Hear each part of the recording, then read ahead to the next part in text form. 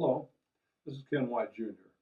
I've written a book called Stella, the Star of Bethlehem, which is about the star, and I was writing this story back in 1990 for my children. We read it every year, but recently I was asked to publish it, and so I have.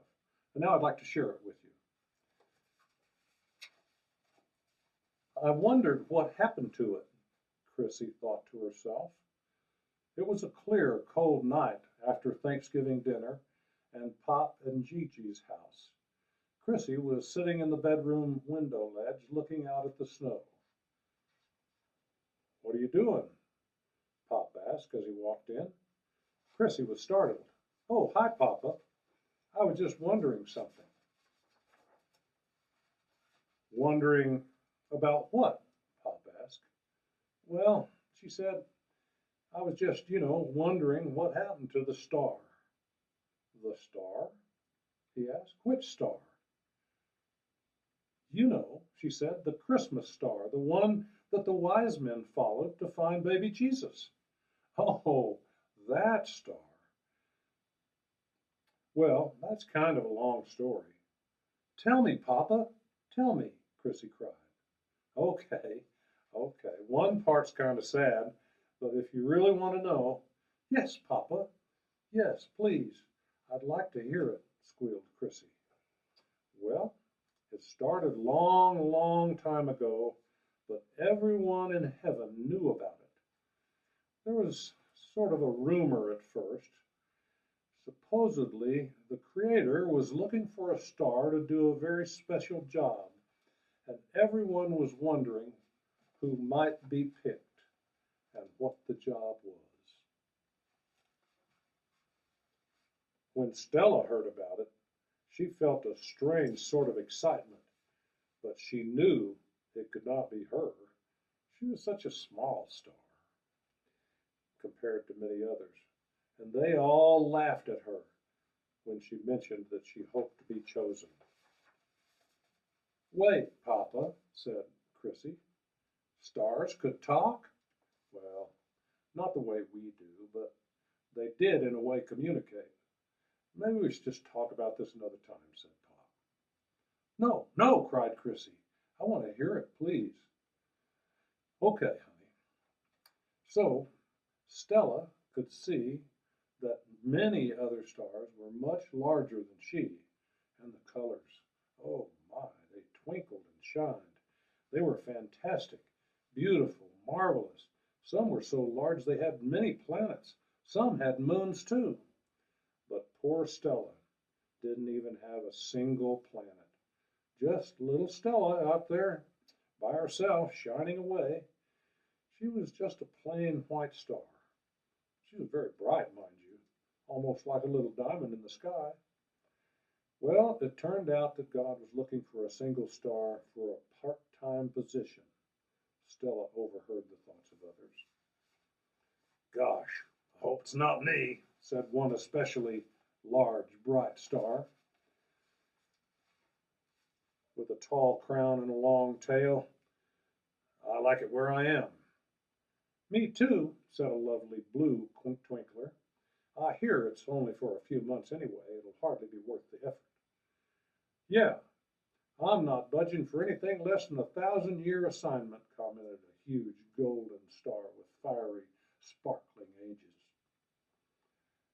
"I don't agree," thought Stella to herself. "I like it here, but if God called me, I'd be glad to do it."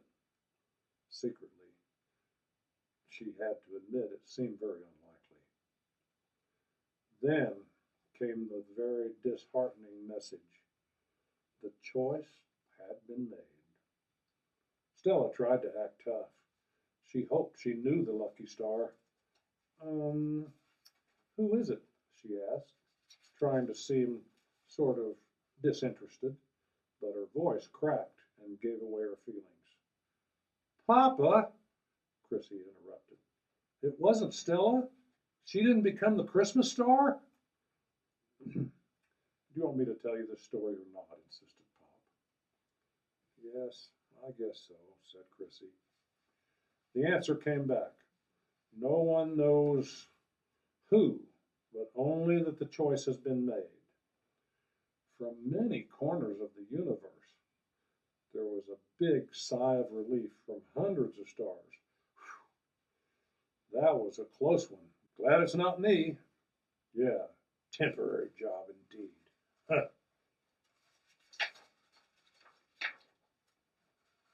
But Stella couldn't feel anything but rejection and disappointment.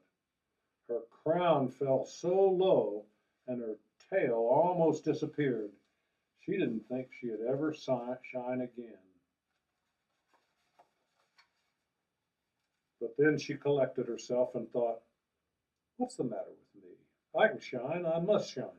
That's what stars do. That's what we're created to do. And so she began to glisten again. Chrissy interrupted again. Papa, is this the sad part you talked about? No, he said, just wait and see. And he began again.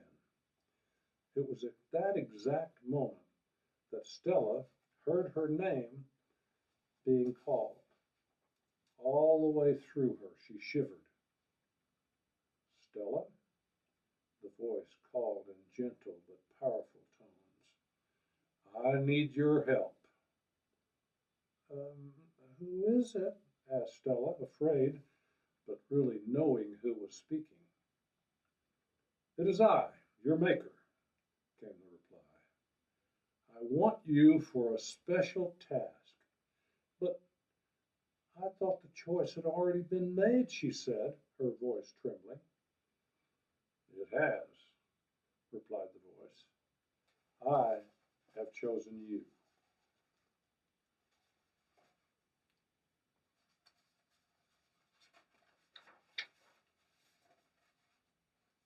Then I will gladly do it, whatever you wish, said the star, beaming. Oh, Papa, I'm so glad it was her. Thank you for telling me, Chrissy said happily. Of course, said Papa. But that's not the end of the story. You can hear the rest some other time. Oh, no, Papa, I want to hear it now, please, said Chrissy. Okay, keep your shirt on. So anyway, the Creator spoke again. Thank you, Stella. You see, on a planet called Earth that is far away, there is going to be a baby born soon. That boy will be my only natural son, and I want the event to be marked in a special way. Your only son? Stella was gasping. Yes, said God. I want you to light the heavens over a small stable in which he will lie. A stable? Stella asked in amazement. God continued. Many people will come to see him to worship and bring gifts.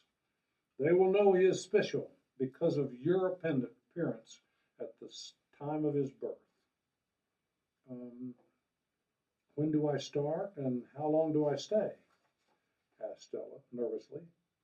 Soon, and for a little while, answered God, to whom time meant nothing.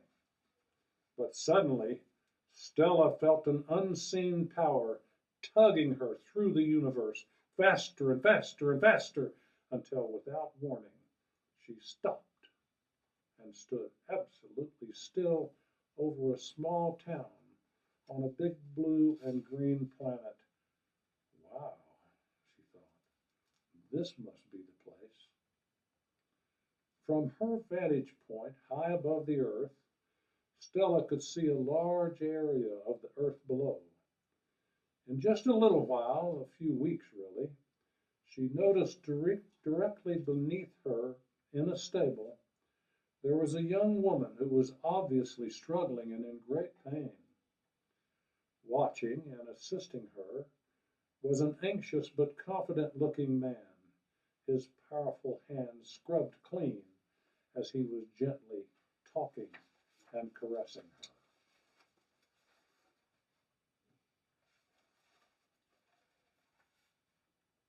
Pop didn't answer, but just continued the story.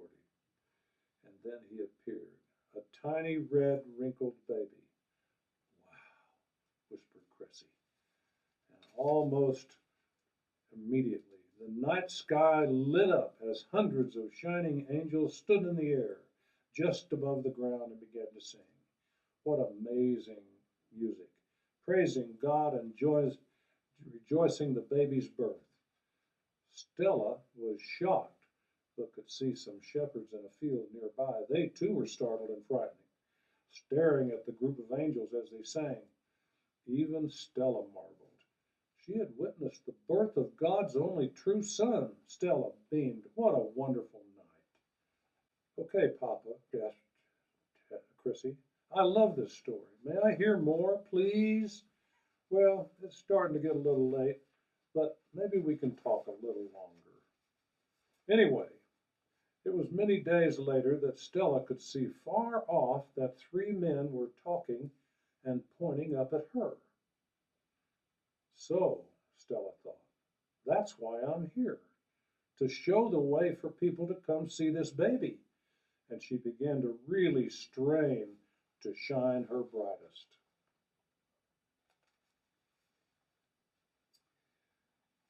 But Stella shuddered at what she thought next.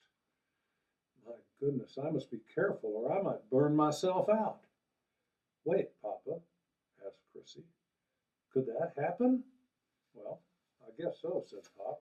Anyway, she was worried because she had seen some burned out stars before. They were a pitiful sight, all black and withered like giant raisins, and just drifting around in the darkness. Burned out stars were considered useless, and the other stars wouldn't even talk to them.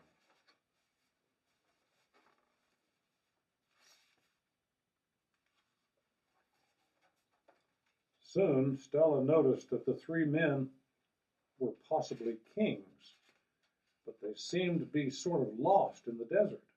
So Stella made an important decision. God put me here to light the way for the baby Jesus, she thought to herself, and then decided, that is my purpose now, and I must do the very best I can. And she thought, if I burn myself out, well, I just hope that doesn't happen. Chrissy said and gasped. It didn't. She didn't, right, Papa? Pop just smiled. Do you want to hear the rest of the story? I think so, Chrissy said in a worried voice. Okay then. And Pop returned to the story. As the days passed, Stella shined as hard as she could, particularly in the daytime. It was very hard to outshine the sun, you know, but she tried her best.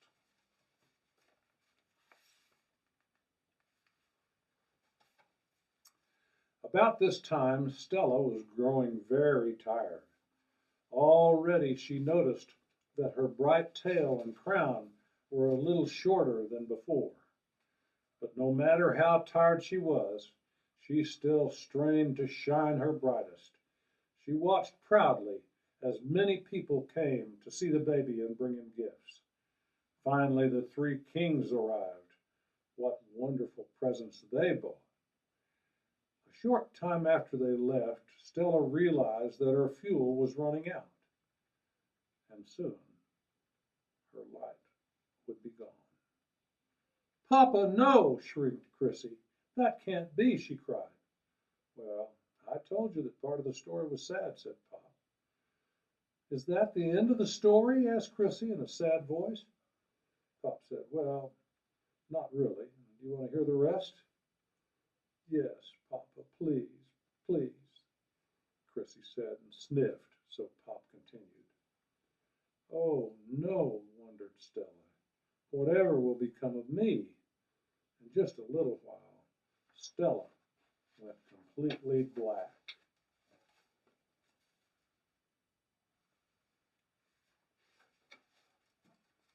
Just as her last rays of light faded from view, she overheard a mean man named King Herod plotting to follow the star himself and kill that baby Jesus.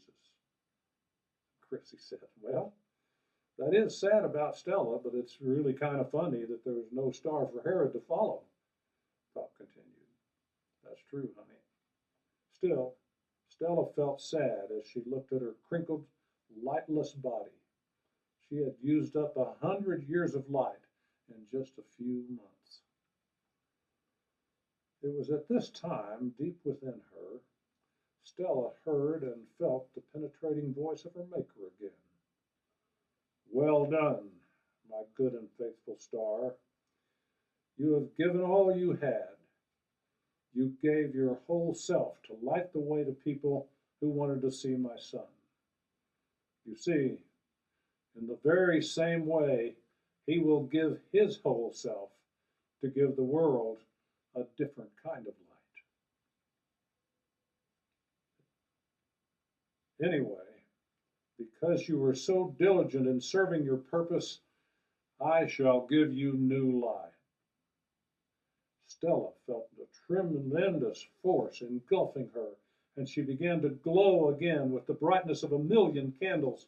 I knew it, cried Chrissy. I'm so happy that she got a new life. Pop interrupted. Last, it seemed like Stella was being shot out of a huge cannon, and she was speeding through space, leaving a spectacular trail of stardust.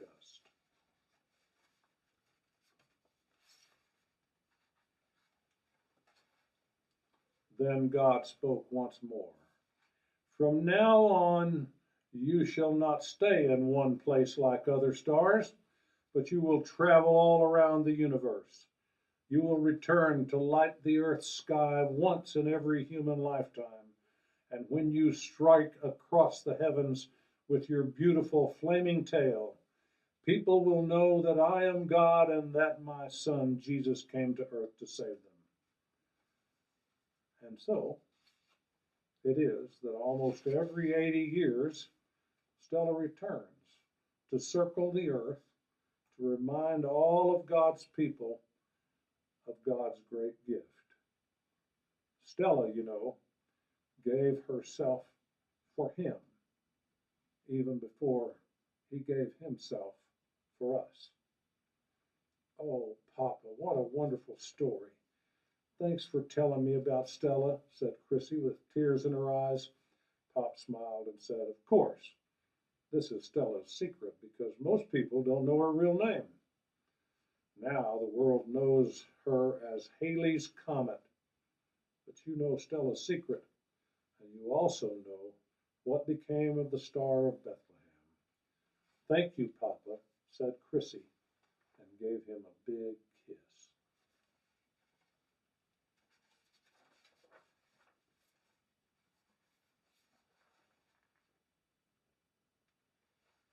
Stella the star came from afar. She came to show people where to go. To see the baby Jesus in the place where he lay, she strained and shined till her own light had died. So pleased was her God with her effort she made, that he gave her to know that he was proud in all ways. God gave her new light and spun her with might. Throughout the great universe does Stella traverse, to remind of God's love and his son's sacrifice. Through the galaxy she flies, her path across the skies. She's known as a comet, never stops for a moment, a reward for her service. Forever she flies. Thank you for joining us on the reading of Stella, the Star of Bethlehem. You can get this book by ordering it on Amazon or Barnes & Noble. Thank you very much for sharing.